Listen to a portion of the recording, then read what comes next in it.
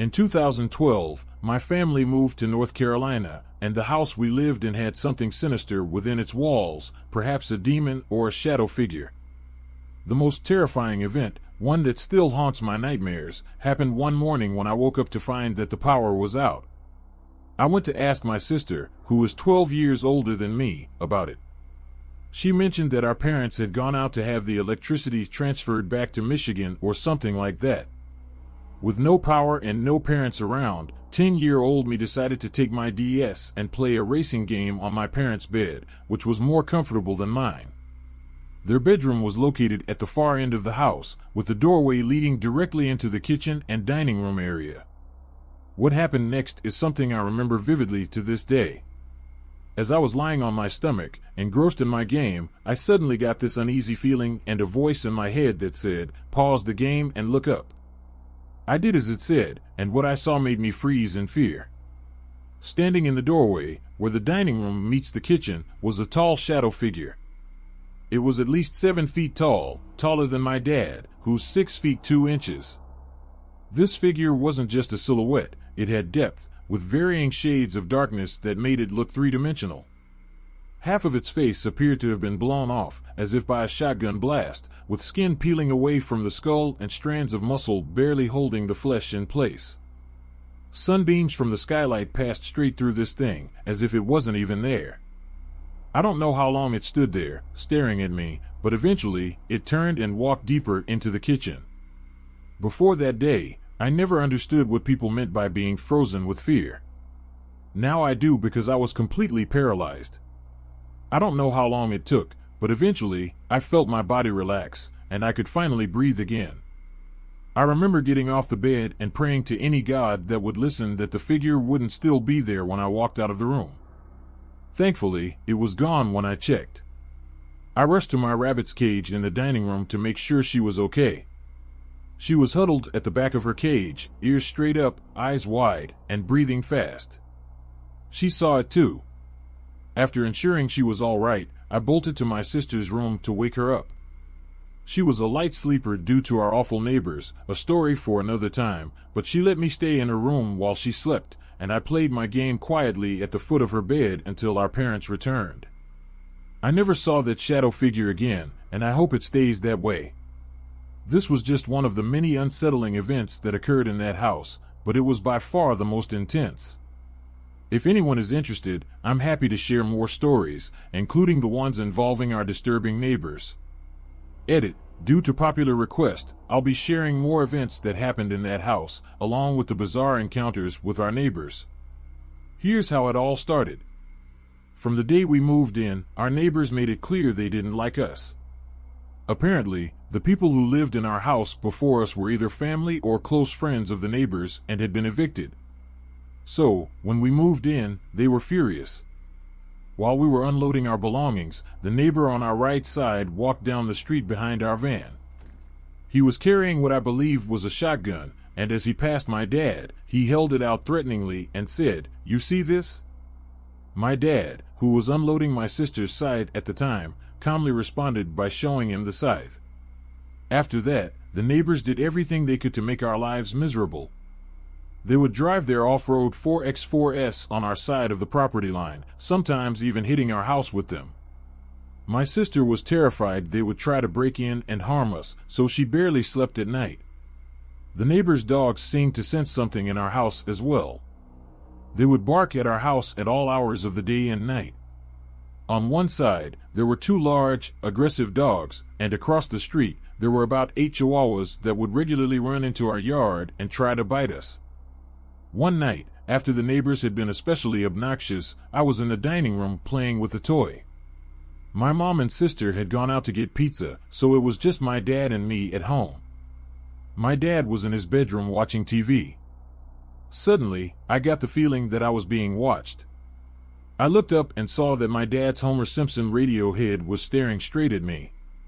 The eyes of the radio, which were the knobs for the channels, were usually left in odd angles, but now they were eerily focused on me. I quickly turned it away and went back to playing. A few minutes later, I felt that same creepy sensation again. This time, something told me to look to my right, out of one of the main bay windows. In the window closest to the computer room, at the other end of the house, I saw the silhouette of a person's head. I was so scared that I jumped off the chair and ran to tell my dad. We went back to check, but there was nothing there.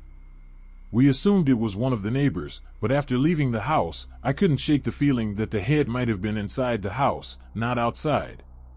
Besides those two major events, I only saw small things like shadows of people stepping away from doorways or arms moving away. These weren't unusual to me, as I'd seen similar things in other houses we lived in, which I now know were also occupied by something other than just my family. I didn't know about these next experiences until after I watched my sister's YouTube vlog about the house, which I will link at the beginning of this post and at the end. My sister regularly heard the footsteps of a child running through the house, accompanied by occasional giggling. One day, my dad, while getting ready for church in the master bathroom, heard what sounded like chanting coming from the woods behind our house. This wasn't the first time we'd lived in a house or on property linked to cult activity. The first time was before I was born. The last event I'll mention happened on our final day in that house, just hours after I saw the shadow demon.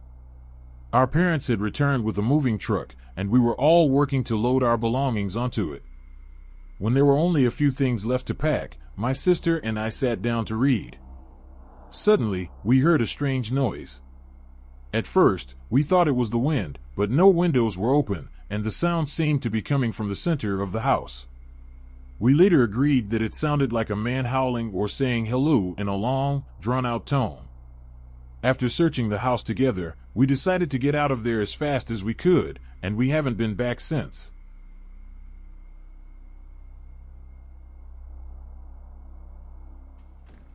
My creepy dreams saved my life. As a kid, I was always calm and dependable. I went to bed early, slept through the night, and rarely caused any trouble. But one July, something strange started happening. Every night, a little after 1 a.m., I would get out of bed, go downstairs, close all the doors, and then crawl into bed with my mom, saying, "The hot man made me do it." I vaguely remember this. There was an overwhelming urge to close the doors. I had to. The hot man, a black shape that burned if I got too close, would stand on the kitchen counters and scream until I made sure all the doors downstairs were shut. After 2 weeks of this, my mom woke up at 1 a.m. to the smell of smoke. The kitchen was on fire. She grabbed me, called 911, and then realized something chilling. The doors in our house were fireproof.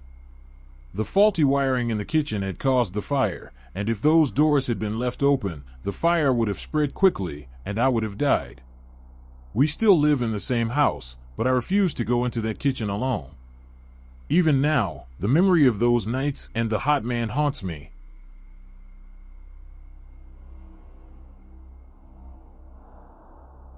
When I was around 8 or 9 years old, my family, my dad, mom, 2 brothers, and I lived in a tiny house.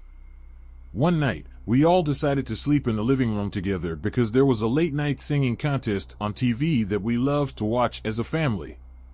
In the middle of the night, I suddenly woke up. Everyone around me was fast asleep, my mom, dad, and my brothers, who were sleeping on either side of me. As I lay there, I noticed something strange in the darkness. In the adjacent room, I could see the silhouette of a woman sitting on the sofa, brushing her long hair.